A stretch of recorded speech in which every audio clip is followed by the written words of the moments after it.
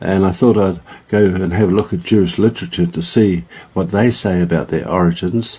And here we see three quotes.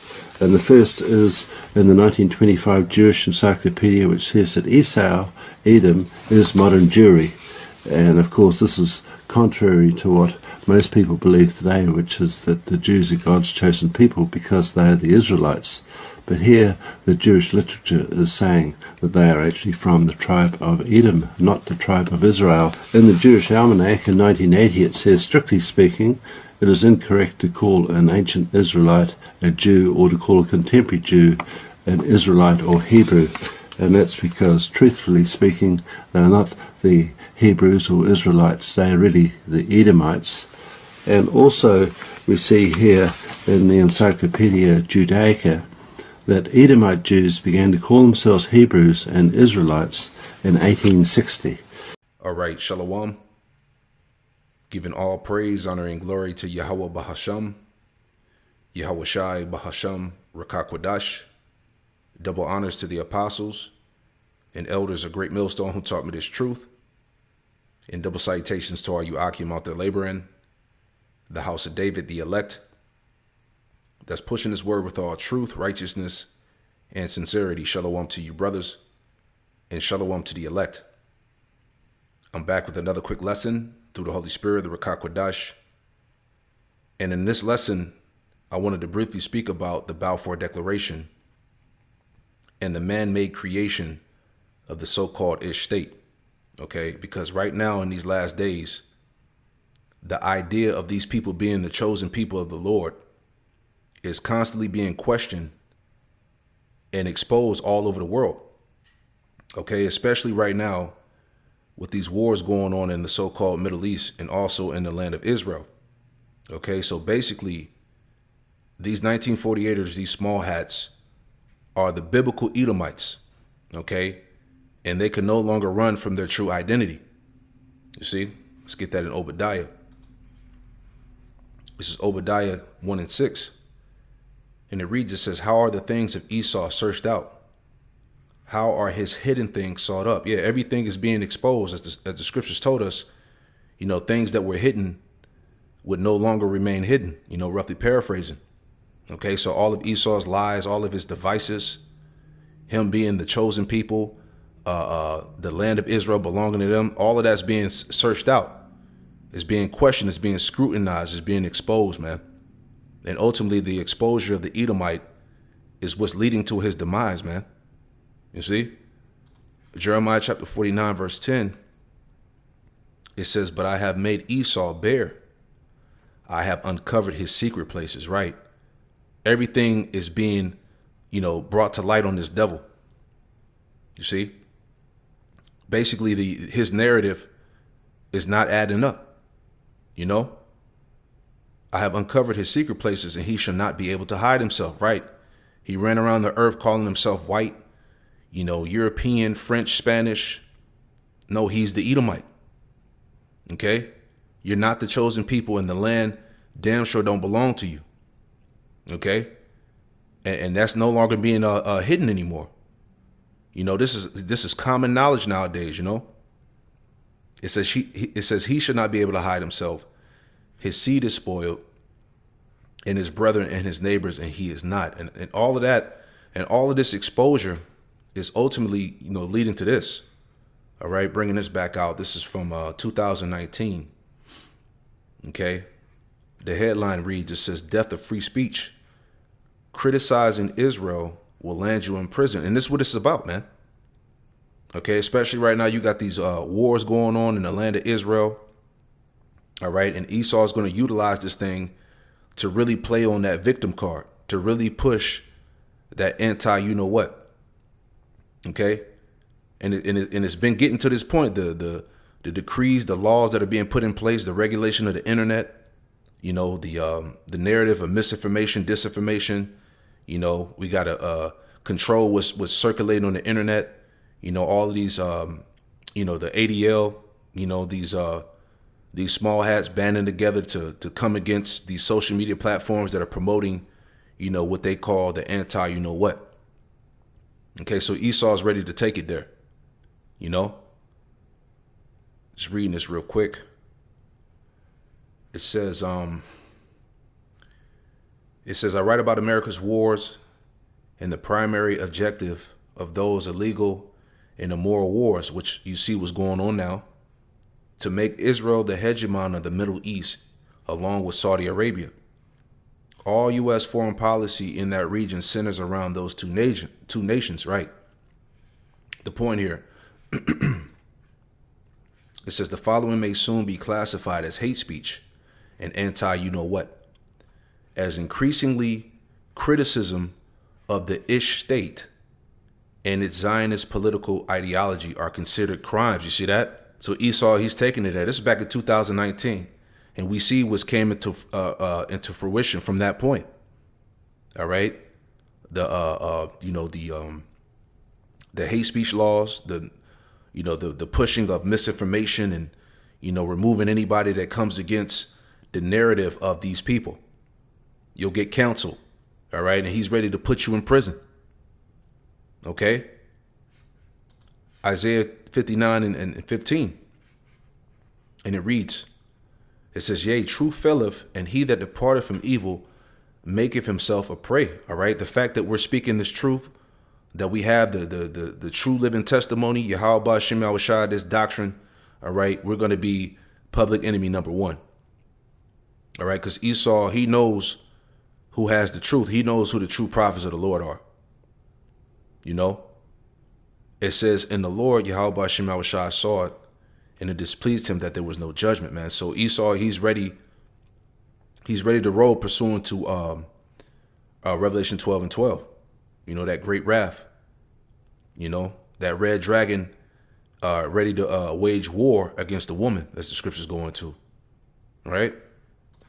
Isaiah 29 and 21, it says that make a man an offender for a word and lay a snare for him that reproveth in the gate. And Esau has all types of snares and traps set up for those that are pushing his word, for the men of the Lord, those that believe in Yahweh Hashem Yahushua. All right, he's ready to cancel. He's ready to put you in prison. All right, this is why we got to count the cost. Right, but all these things are leading to that point. Remember, going back to this. All right, especially the like I said, the wars and how he's being how the finger's being pointed at him, how he's being called out all over the earth. All right. He's ready to start putting people into prison. All right. Start locking people up for speaking the truth. See that? It says, reading again, Isaiah 29 and 21, that make a man an offender for a word and lay a snare for him that reproveth in the gate and turn aside the just for a thing or not. Right. So we understand what this is all leading to. All right. But anyway, getting into this this video here, all right, just speaking about the Balfour Declaration and other matters, tied into this lesson. So, Lord willing, this lesson is edifying. Let's get right into it. It's been 100 years since the British government issued the Balfour Declaration, a document that would later become a cornerstone for the creation of the State of Israel. But why is Britain celebrating its colonial legacy while glossing over the 100 years of conflict that followed? Let's go back to November 2nd, 1917, when British Foreign Secretary Arthur Balfour sent a letter to Lord Walter Rothschild, a leader in the British Zionist Federation. Balfour's right, and Lionel Walter Rothschild was a 48er. He was a small head. All right. And how they acquired this land, it wasn't of, divine promise. You see what I'm saying? This was through, Lionel Walter Rothschild and the British government, man. You see what I'm saying? This letter expressed sympathy for Jewish Zionist aspirations at the heart of Zionism, a political ideology calling for Jews to return to Palestine. The Balfour Declaration said the UK would use their best endeavors to facilitate the establishment of a national home for the Jewish people in Palestine. So on that date, Zionism became an official objective of Britain's foreign policy. But the British had no legal authority to establish a home or a state for anyone in lands that they didn't own, a land where 92% of the local population were Muslims and Christians who were never consulted. And even though they didn't own the land, the British would soon control it. The lines on the map were in flux. That's because, well, World War I was going on and British Allied troops were advancing on Palestine. Just a few weeks after the Balfour Declaration was issued, British General Edmund Allenby conquered Jerusalem. The British Prime Minister at the time, David Lloyd George, called its capture a Christmas present for the British people. During the war, the UK made a number of promises that it wouldn't keep. One was to the Sharif of Mecca, Hussein bin Ali. He's the great-great-grandfather of Jordan's King Abdullah II. Britain promised their support for a single, independent, and unified Arab state. And in return, he agreed to be part of a revolt against the Ottoman Caliphate. A second commitment was made to France under a secret agreement between colonial powers to divide up the Middle East between them. Under the Sykes-Picot Agreement, Palestine would be an international zone. But the agreement wasn't honored later on. Britain wanted Palestine for itself. Then came the third commitment, to the British Zionist Federation. Now, this is the one that the British actually honored. Its ambiguous language created problems, but it was a deliberate choice to use the word home rather than state in the declaration. Each of the 5 official drafts of the declaration were carefully reviewed by the Foreign Office.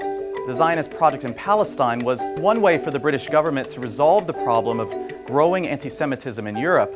It would also protect Britain's interests throughout the region. After the war, the 5 colonial powers at the time, the UK, France, Italy, the US, and Japan, gave Britain a mandate for Palestine. The British government and the Zionist movement made sure it included the wording of the Balfour Declaration. It then became international law, and the Balfour Declaration became a legal obligation for Britain. The British Mandate of Palestine would last for 30 years, a land that was called Palestine by Europeans, Palestine by Arabs, and Eretz Israel, or Land of Israel, in Hebrew. There's a part of the Balfour Declaration that's often forgotten. It backs the idea of a Jewish home, provided that nothing would be done to harm the civil and religious rights of existing non-Jewish communities in Palestine. In fact, in 1917, only 8% of the population of Palestine were Jewish. For much of the 1920s and 30s, the British facilitated Jewish immigration to Palestine, automatically granting each newly arrived Jewish immigrant with a Palestinian passport. And as the demographics changed, resentment grew between the Jewish and Arab communities of Palestine. Right, and see, and this is where all that conflict and wars, this is where it all stemmed from. This is why there's so much drama and conflict over there in the land of Palestine, in the land of Israel. All right, because even though, you know, you got heathen in that land that are fighting over that land, you know, but at the same time, you know, nothing was honored in that agreement, in that Balfour Declaration. And this is where a lot of that animosity and resentment stems from, which we're seeing the fruits of it play out today. You see, this is Micah chapter 2 and verse 1. Woe to the oppressors. Micah 2:1, it says, woe to them that devise iniquity. And ultimately, this Balfour Declaration was a devise of iniquity, man. All right, this is how they got the land. Okay, it wasn't of divine promise. You see what I'm saying? It's not scriptural. All right, the Lord said He was going to put His people back in the land, not no damn paperwork, not no damn law or decree. You know, it says, woe to them that devise iniquity and work evil upon their beds. When the morning is light, they practice it, because it is in the power of their hand. Right, and the earth has been given into the hand of the wicked. Esau is in power; he has the power. Right. Verse 2, it says, and they covet fields and take them by violence, as we're hearing about here in this brief summarization of the Balfour Declaration. This is how they got the land of Palestine, man. Right? And they said in the agreement that they wouldn't suffer any harm to any of the people in the land. But Esau never honors his words. Right? Scriptures say, though his words be smoother than butter, but war was in his heart, you know. It says, and they cover fields and take them by violence. This is how they got the land. By the sword. And houses and take them away. That's why I said the demographic changed. All right. Those small hats came in there and basically strong armed those Palestinians out of the land and houses and take them away. So they oppress a man and his house, even a man and his heritage. And that's what happened, man. All right.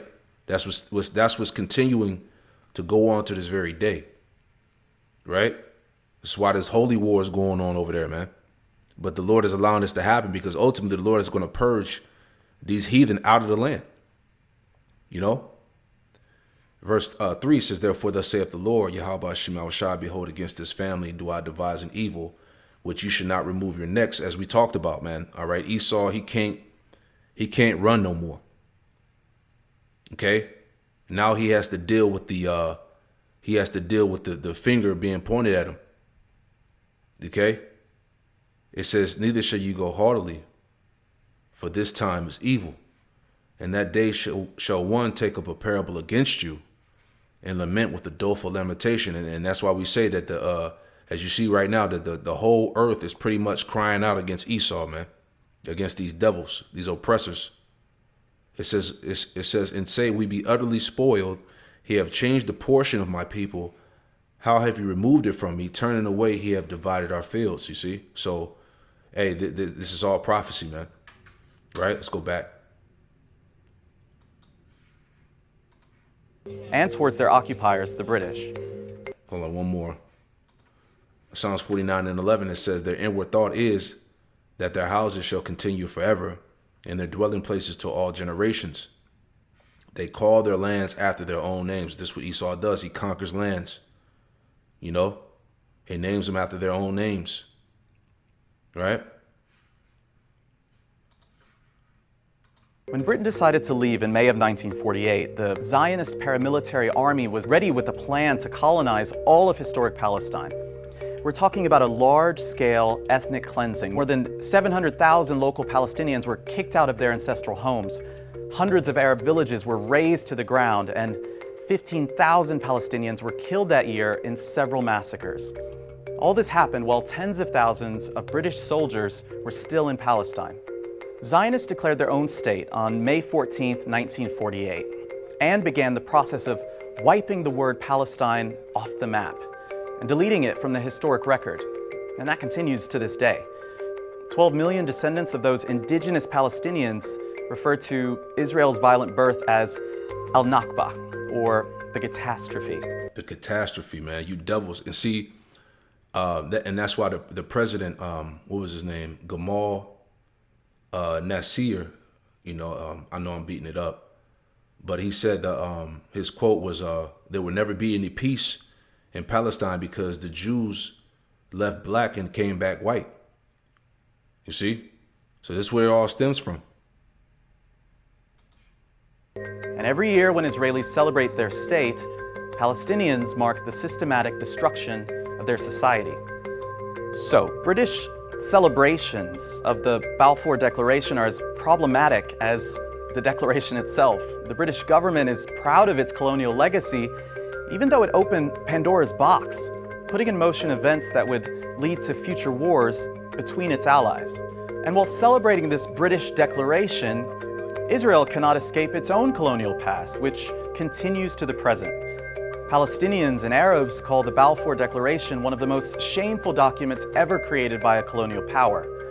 They're demanding that Britain apologize for it, not celebrate it. Exactly. And like the scriptures say, you know, shameful spewing would be on his glory. And this is where all these wars and conflicts ultimately stem from. You see? So they got that land off of wickedness, man. Let me go into that. All right. Ezekiel 36. Okay. This is Ezekiel 36 and verse 1, and it reads, it says, also thou son of man, prophesy unto the mountains of Israel, and say, ye mountains of Israel, hear the word of the Lord, Yahweh Shema Shai. Verse 2. Ezekiel 36, verse 2, it says, thus saith the Lord, power, Yahweh Shema Shai, because the enemy have said against you, aha, even the ancient high places are ours in possession, right? And this is how they got the land, all right, through that Balfour Declaration, all right, which was established in 1917, all right, the creation of the so-called Ish State in 1948. This is how it all happened, all right? Even the enemy have said against you, aha, even the ancient high places are ours in possession. That's how they got the land. Okay?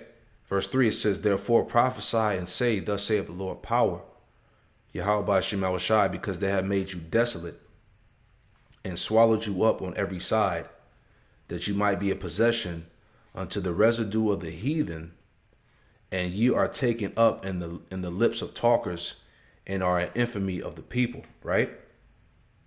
Verse 4 says, and we were swallowed up by our enemies. We were scattered, put into slavery, scattered amongst the nations. Right? Verse 4 says, therefore, ye mountains of Israel, hear the word of the Lord power. Thus saith the Lord power, Yahweh Shema Shai, to the mountains, and to the hills, and to the rivers, and to the valleys, and to the desolate wastes, and the cities that are forsaken, which became a prey and a derision to the residue of the heathen that are round about. And this is why you see what? The frauds and the Palestinians in that land. Okay, the Holy Land became a residue of the heathen, man. You got heathens in that land. Ishmael, Ham, they occupy that land now. Right? Verse 5, it says, therefore thus saith the Lord power, Yahweh Shema Shai, surely in the fire of my jealousy have I spoken against the residue of the heathen. Right? You Palestinians, you so-called Arabs, you Ishmaelites. It says, and against all Idumea, you see? So who's in that land? Esau, Edom. All right? And against all of Idumea, which have appointed my land into their possession, right? Through the Balfour Declaration. Idumea possesses the land, the Edomites. Okay? Which have appointed my land into their possession, right? 1948, the creation of the Ish state. With all the joy of their heart, right? Because as we saw in this brief documentary, they were celebrating, the Balfour Declaration, man. See? With all the joy of their heart, with despiteful minds to cast it out for a prey. See? So that's how pretty much 1948 is how, the land of Israel was bought. Okay? And we're the prey. See what I'm saying? We were cast out of the land.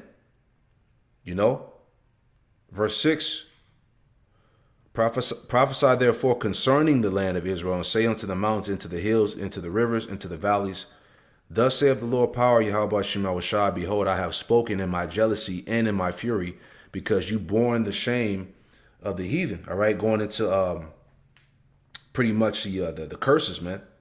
Us being, removed off the land, being put in slavery, being oppressed, having our nationality and heritage taken from us, being called by another name. All right, this happened. This is the prophecy here, right? Let me get this too. All right, Isaiah 63,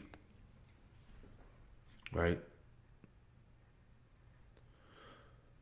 Isaiah 63 and verse 17, and it reads, it says, O Lord, Yahweh Shema Shai, why hast thou made us to err from thy ways, and harden our heart from thy fear? Return for thy servants' sakes the tribes of thy inheritance.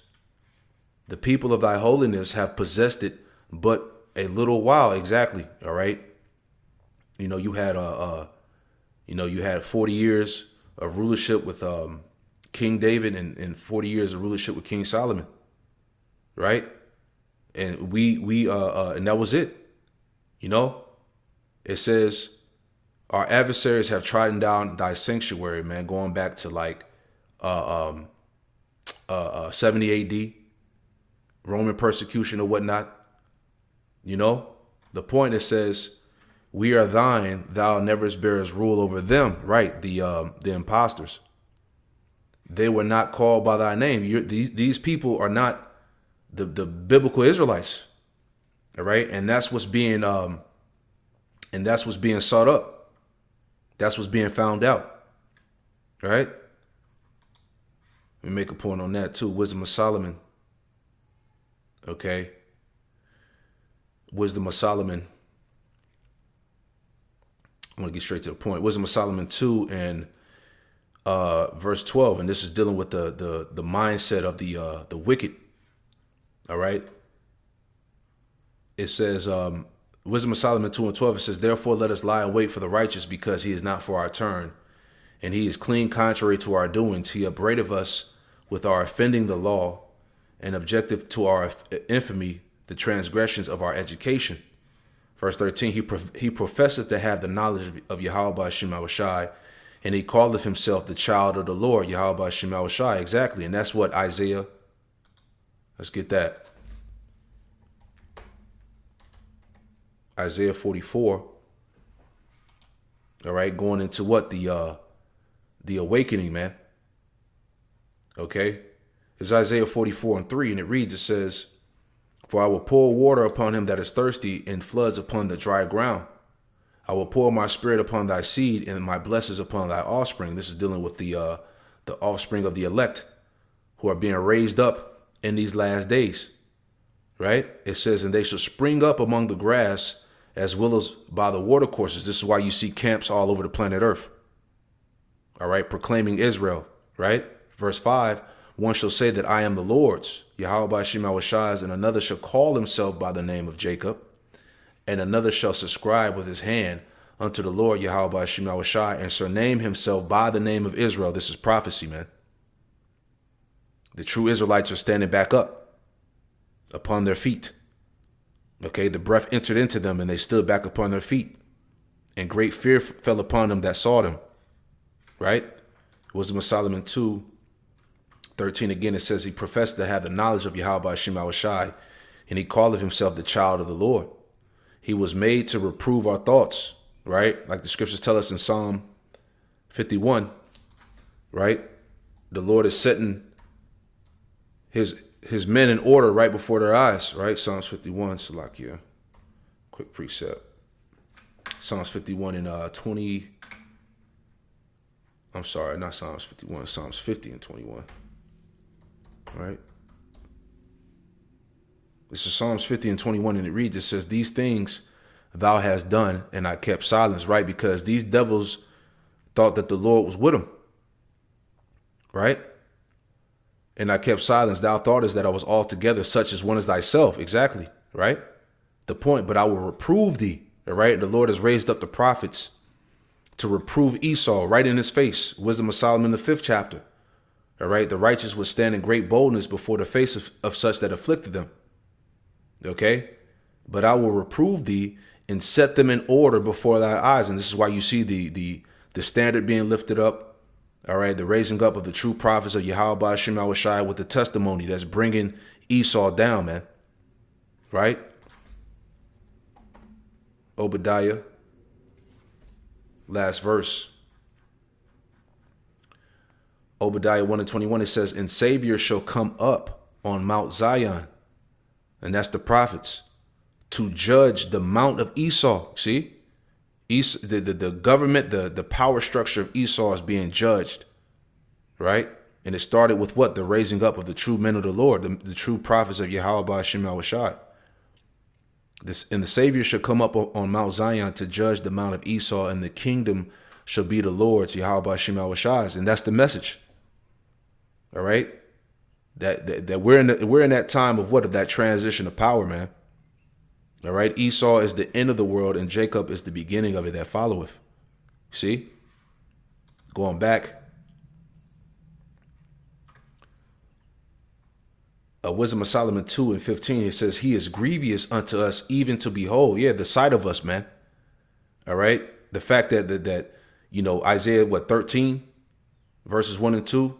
How this word has gone up to the gates of the nobles, the leadership, the prince of this world, right? We're grievous in the sight of the wicked, man.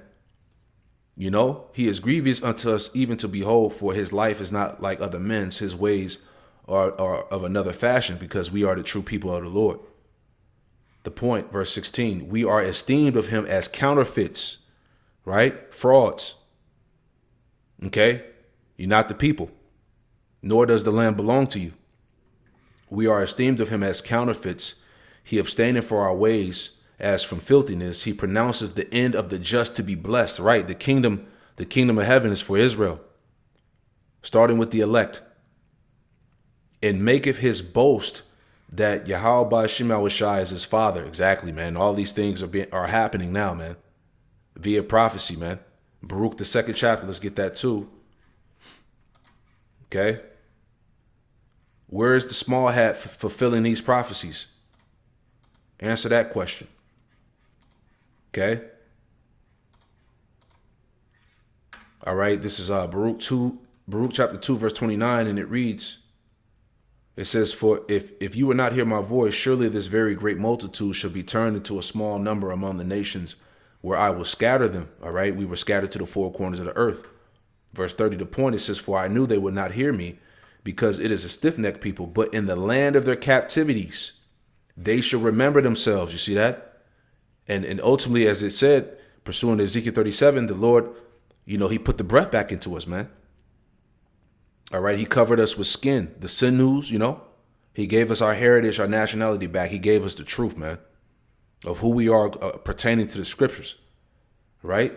So in the land of our captivities, they should remember themselves. You see, we would come back and should know that I am the Lord, Yahweh Shema Shai, their power, for I will give them a heart and ears to hear. And that's the mercy of the Lord by giving us his name and giving us the truth. Right. Verse 32, it says, and they shall praise me in the land of their captivity and think upon my name. So tell me where in prophecy is the small hatter doing this? And they shall return from their stiff neck and their wicked deeds, for they shall remember the way of their fathers, which sinned before the Lord, Yahweh Shema Shai. And I will bring them again into the land which I promised with an oath unto their fathers, Abraham, Isaac, and Jacob, and they shall be lords of it. Right? Showing you that, okay, that these people that claim to be the chosen are not the chosen, man. The Lord said that he was going to physically put his people back in the land. All right. And when the true people would be back in the land, there wouldn't be any more wars in the earth. All right. That's another factor. All right. So these 48ers are through, man. It says, and I will increase them and they shall not be diminished, and they shall not be diminished. And I will make an everlasting covenant with them to be their power, and they shall be my people. And I will no more drive my people of Israel out of the land that I have given them. Right. Exactly. Let's read a little bit of this real quick. Just have some more insight on it. This is like a dissertation that somebody wrote. Just wanted to just read this real quick. Just reading some more about this Balfour Declaration. The Balfour Declaration, November 1917. It says, one of the most important statements of British foreign policy of the 20th century, the Balfour Declaration was no more than a short, vague letter that had no legal status. You see, like I said, how they got that land was was wicked, unrighteous decrees. It wasn't of divine a promise. It wasn't scriptural. Right? It says it had not been debated in Parliament, yet it was one of the most significant events leading ultimately to the creation of the state of Israel and conflict between the Ish and the Arabs. Right? That's why all this war and tension is going on. It all stemmed back to that, as we just saw. It says here, it says in this letter of the 2nd of November 1917, Britain's Foreign Secretary Arthur Balfour wrote to Lord Lionel Walter Rothschild as a figurehead of the Ish community in Britain. All right. And then that's, goes into the letter. Right. So it says, I want to jump down, just read this real quick. And I'll post this in the description box. It says, where did the idea of the declaration come from originally?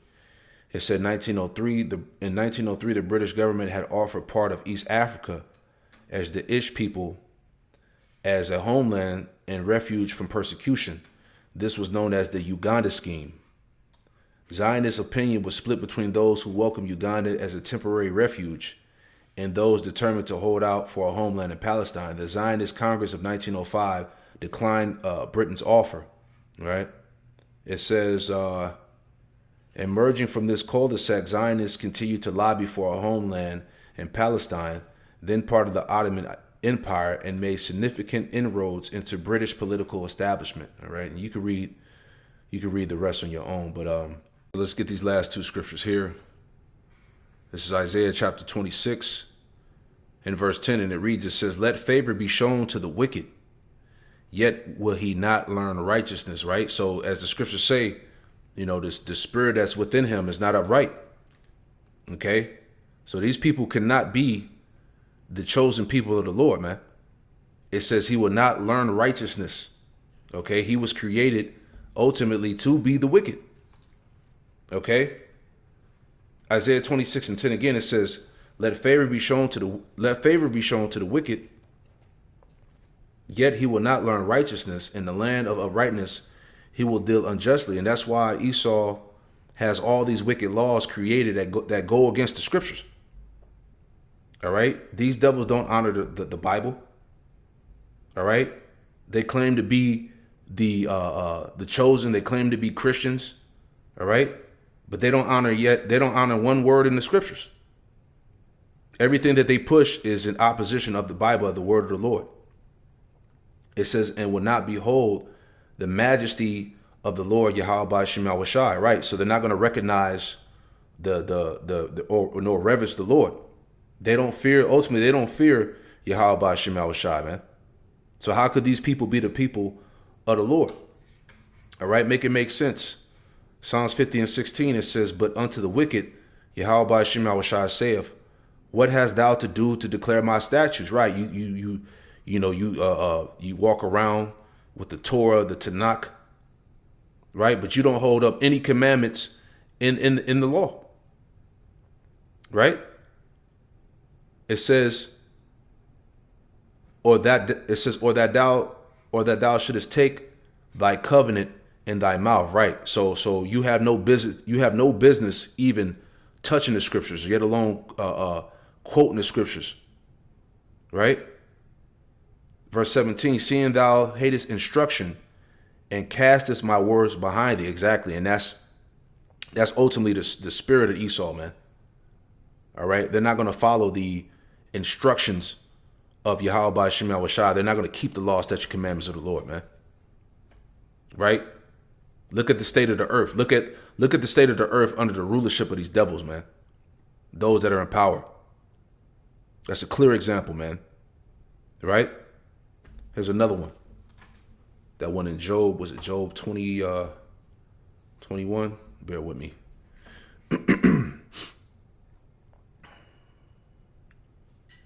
This is Job chapter 21. All right. Salaki, let me find it. Job, was it Job 19 or 20? Hold on. I was looking for that scripture. Bear with me 1 second. Yeah, Job 21. Yeah, same chapter. Yep. Job 21 and 13. There we go. Job 21 and 14, and it reads, it says, therefore they say unto the Most High, depart from us, for we desire not the knowledge of thy ways. Exactly. They cast the instructions behind their back. All right? They don't deal with the instructions of the Lord or the knowledge of the Lord. All right? They are the wicked. You see? Verse 15, what is the Almighty that we should serve him?